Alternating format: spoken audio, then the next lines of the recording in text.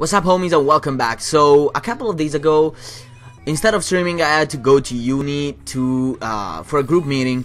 One of the girls in group meeting was actually a classmate of mine for another class, which is called leadership. And for that class, for the day after, I had to submit a paper in which I would criticize and analyze the leadership style of a chosen leader. In my case, I decided to go for Terry Leahy, which was the CEO of Tesco, which is the, in case for you guys in the US, Tesco was basically the retail shop franchise that is currently, I believe, the first one in terms of revenue in the UK, and like the third one in the world or something like that. I mean, it's a pretty big thing, okay?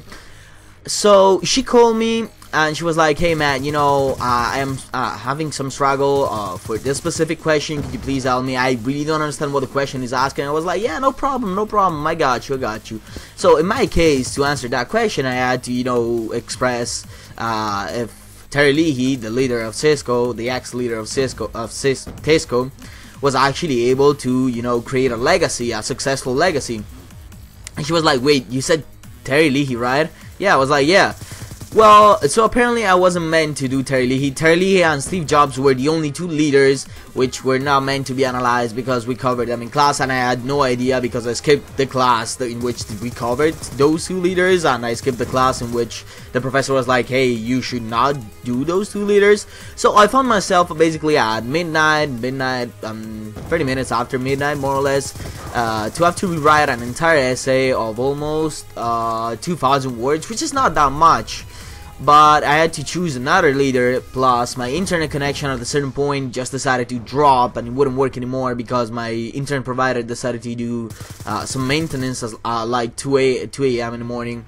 So I was left with a paper to write to submit in less than 6 hours, to a presentation to do about the paper that I had to submit, and no internet connection to do the research. And this, I believe, is possibly one of the several occasions in which I found myself to having to struggle with pressure, because of course I had to submit the paper, yet there were basically a shit ton of factors that made it a lot more difficult. I didn't have that much time. It was during night, and I usually never work during night. I prefer to sleep because I'm not able to concentrate.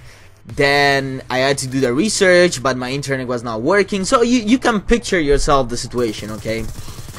Yet I find it perfectly because perfect for what I'm about to tell you, which is what I did in order to handle pressure at the best of my abilities.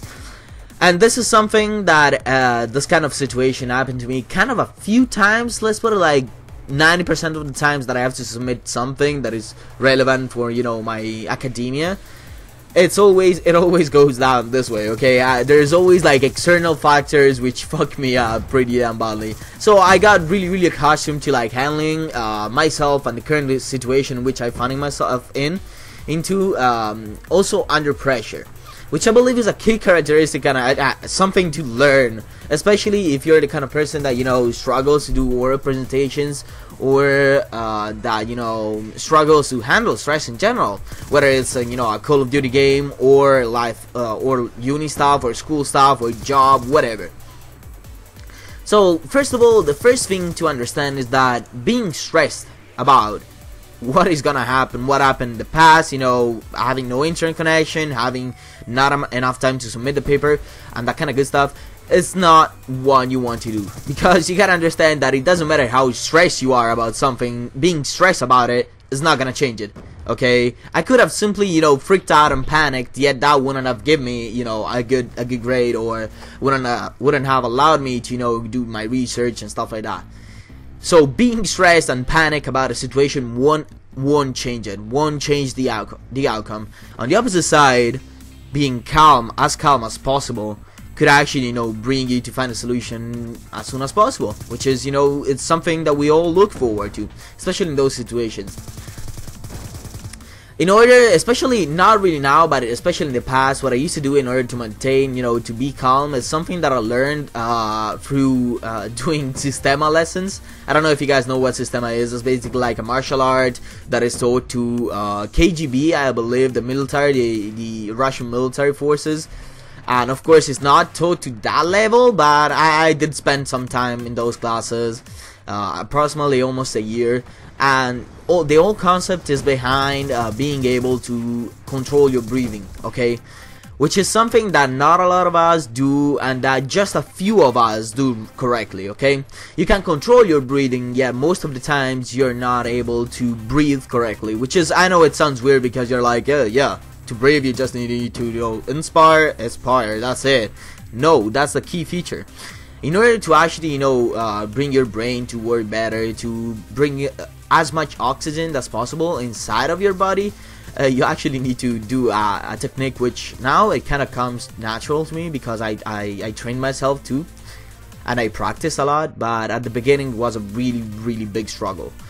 The key feature is that you have to breathe from the nose normally, and then you have to aspire as long as possible, and this way you will lower your blood pressure, and you will basically bring more oxygen and basically utilize better the oxygen that you breathed in before, which to try to explain you right now, it's really difficult, but try it yourself, especially if you like go on running a lot, if you run a lot, if you do a lot of sport, try to do that kind of stuff, because it will dramatically, once you know you correctly adopt it, it will dramatically improve your performance, like new level, okay, new level, because breathing is key to everything, okay. The second thing, so after you know you're able to calm yourself down and your blood pressure goes down and you start breathing like normally and more oxygen goes into your body, into your brain, you start thinking a little bit more logically, okay. You start understanding that there is no reason to be stressed about something, because let's put it this way, if you are stressed about something, okay, I guess that will influence also your performance, so you won't be able to write whatever paper or do whatever job or activity you're planning to in the way that you want to, simply because your brain is like, oh no, I gotta do it right now, I gotta do it the best of my ability, I gotta do it. You basically put stress on yourself, and that won't allow you to perform as you would want to. So if you're stressed, that will basically being stressed wouldn't allow you to do the job as good as you want to, yet not being stressed and not understanding what kind of a stress you're going through will also make you underestimate the kind of, you know, job, activity or paper you gotta write. So the key feature is like to find the sweet spot between panicking and being extremely calm, like, you know, Zen level of calm, okay, you know, like Buddhism level calm. And in order to find that sweet spot, it all comes down to practice. You gotta put yourself under like stressful situations, and sooner or later you will understand. There are people that, you know, understand it just a couple of times after, you know, being through a stressful situation, and then there are others like myself that took it, you know, a good amount of time. Yeah, that thing really helped me to submit this paper and to properly, you know, go through uni, be able to, you know, do oral presentations also when I'm kind of, you know, freaking out inside of myself, because I'm like, oh shit, I need to do this. This could actually, you know, from this could actually depend my entire life, and I need to, you know, be calm and relieve the stress. Yeah, not too much, because a good amount of stress is always needed. Because stress, as I said before, also makes you, you know, understand that what you're doing is really important and deserves a good amount of attention. Another thing that I really do is that I try to break down what I have to do to basically not details, but just like into main parts, because details when you're stressed are not a good thing, okay. You will start focusing way too much on details and less on what you actually gotta do, which is not good. On the opposite side, if you focus too much on what you gotta do and not enough on details, it will come up as something like generalistic, or like not too focused on, not too specialized, which at least for uni papers, that's not what you want. For that reason, I usually break down, I don't know, either the questions or the time that I'm given or that kind of good stuff into main sections, okay. The first part is basically to understand what the question is all about. The second part is to do the research about it. The third part is to write the answer to whatever question, and this is only like according to, you know, what I was going through because of my uni paper. And the last part is, you know, to review and then submit. And it's really important, it's really important to break down in this way, as I said before, because in this way you will understand what is really important about the specific activity or job or uni paper that you have to write, and what you can actually do to perform better. After doing like these exercises, which are just like really general exercise, and trust me, you will get a lot better with stress situations, handling like stress situations, independently of if you use this these exercise that I just gave you, just by practicing and going through a lot of stressful situations, which is perfectly normal. I mean, experience does sometimes, most of the times, bring to perfection. Yet in the morning, to finish my story, I was able to I did my essay till 5:30 in the morning. I slept for like 2 hours, woke up, took a shower, went to uni, did my presentation, nailed my presentation, like new level. I mean, the people in the class actually stood up and, you know, gave me an applause, because that was possibly one of my best performances so far, because I was so passionate about what I was talking about. And, you know, doing presentation is something that I will actually talk about sometime in the future, because I do believe that after years and years of sort of, you know, not really public speaking, but speaking in front of classes or speaking like congresses and shit like that, I actually achieved some kind of level of knowledge and confidence when doing, you know, when presenting a subject or doing an oral presentation.